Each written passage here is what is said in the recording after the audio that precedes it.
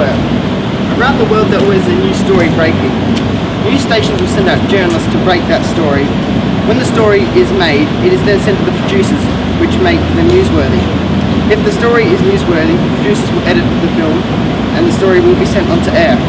The news presenters will then read off an audio cue and have a hard copy in front of them. For more, we went to Channel 9 to visit Kate Collins.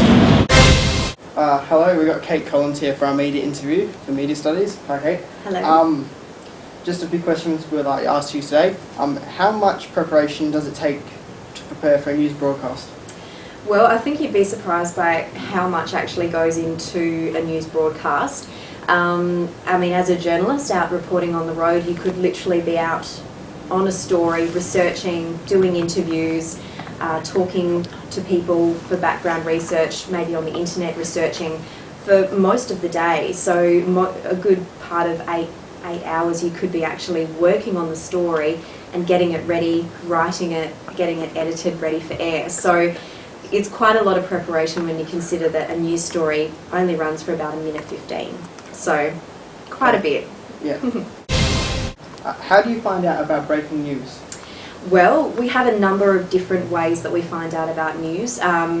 There's a lot of, there used to be police scanners. I mean, we can't really do that anymore, but the police have a media line, so we have feeds that come in on scanners. We can sometimes hear what the fire brigade and what the ambulance are doing, so you might be able to find out about, say, a car accident that way if you happen to overhear something. But yeah, police media also put out news alerts if there's something going on that they're involved in. We might have the public call in to the newsroom and say, hey, I've seen something. Or it might be a case of a media alert goes out through a press release. So somebody, an organisation, perhaps the government, alerting us to an event that's going to happen. How do you decide on which news stories you want? Well, that's the job of the producers and the news director. So they have, so there's two producers, there's also a chief of staff who controls all the journalists, and then at the head of those people is the news director.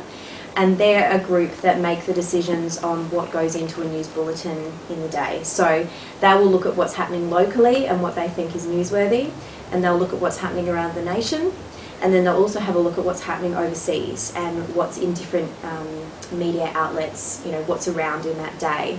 So they consider all of those things, and then from that they put our bulletin together. Okay.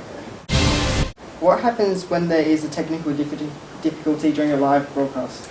Well, we all panic. It does happen from time to time. I guess, everybody is well trained in what happens and how, how to recover from that. So I guess as presenters, you just have to try and cover it the best you can.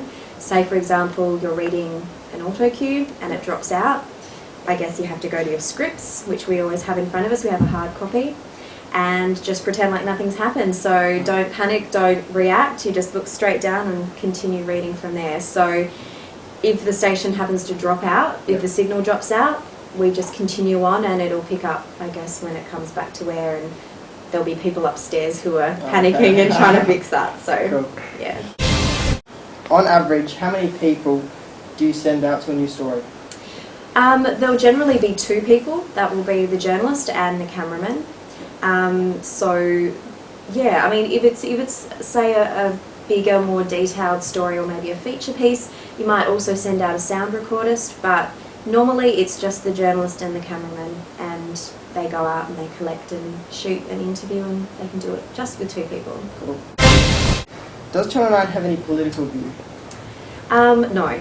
As a news service, you're meant to be unbiased, you're meant to be balanced, so it's our job as journalists to present a balanced view on any particular issue. So you can't really swing either way. Even if you've got a personal political view, you can't let that influence your report. What goes into making a news article worthy? Well, I guess there's lots of things. The main one would be, is it of interest to the general public? That's probably the overall question that you'd have to ask yourself when finding that out. Do people want to know about it? Do they need to know about it? Would they find it interesting? Would they find it entertaining? Yeah. Thank you very much for the interview. No worries, thank you.